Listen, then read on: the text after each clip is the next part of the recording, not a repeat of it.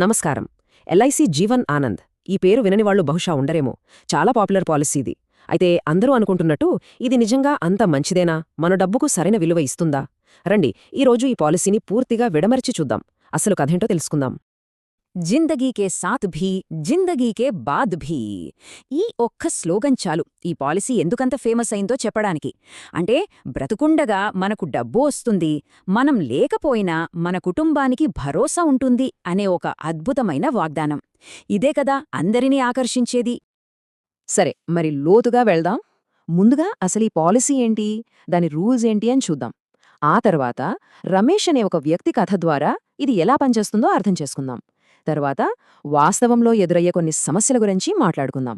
ఇక అప్పుడు అసలైన లెక్కలు తీసి చివరికి ఇది ఎవరికీ సరిపోతుందో చేర్చిద్దాం. ఓకే, మొదటి భాగం పాలసీ పరిచయం.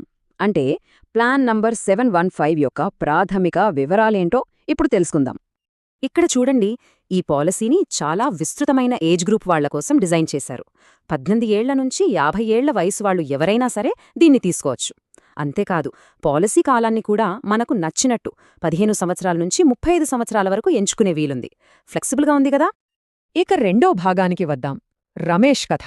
అంటే ఈ పాలసీ చెప్పినట్టే అన్నీ అనుకున్నట్టు జరిగితే పరిస్థితి ఎలా ఉంటుందో అర్థం చేసుకోటానికి ఒక మంచి ఉదాహరణిది. రమేష్ వయస్సు 30.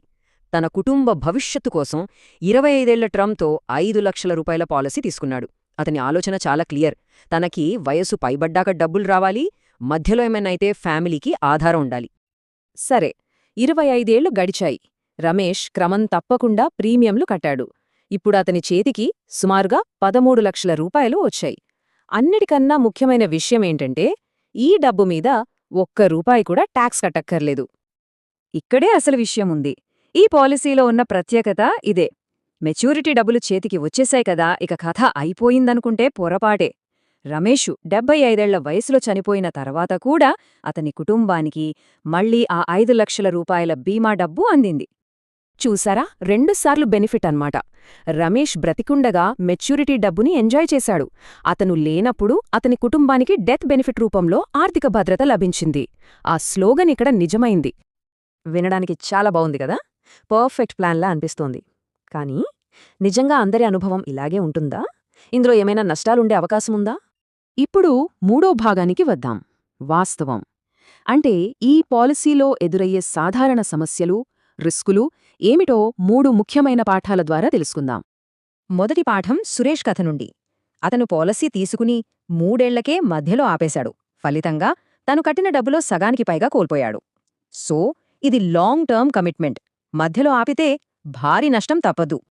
ఇక రెండో పాఠం సుబ్బారావు గారి అనుభవం.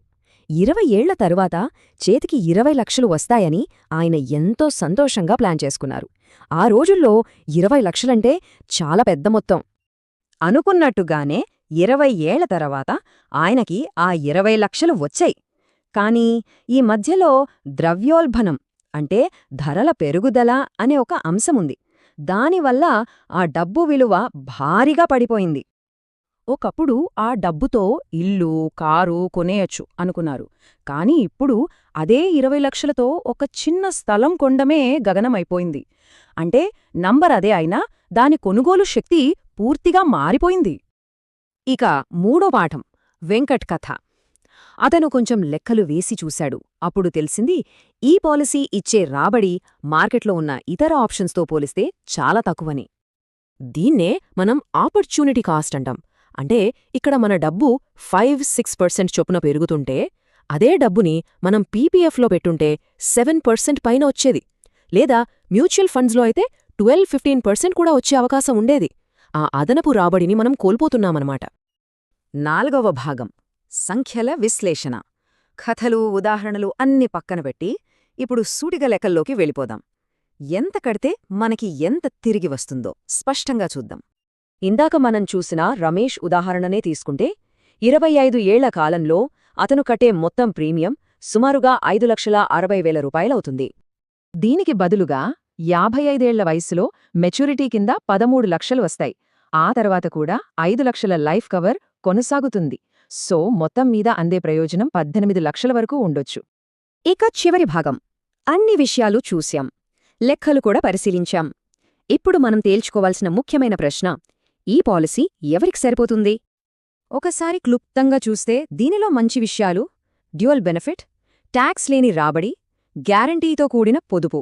ఇక మైనస్ పాయింట్స్: చాలా తక్కువ రాబడి, ద్రవ్యోల్బణం దెబ్బ, ఇంకా లైఫ్ కవర్ కోసం కట్టే ప్రీమియం చాలా ఎక్కువగా ఉండటం.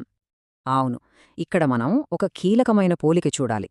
1 కోటి రూపాయల లైఫ్ కవర్ కోసం జీవనానందులో సుమారుగా 4 లక్షల ప్రీమియం కట్టాల్సి వస్తే, అదే కవర్ కోసం ఒక ప్యూర్ టర్మ్ ఇన్సూరెన్స్ ప్లాన్లో కేవలం 15 నుండి 20,000 కడితే సరిపోతుంది. తేడా చూశారా?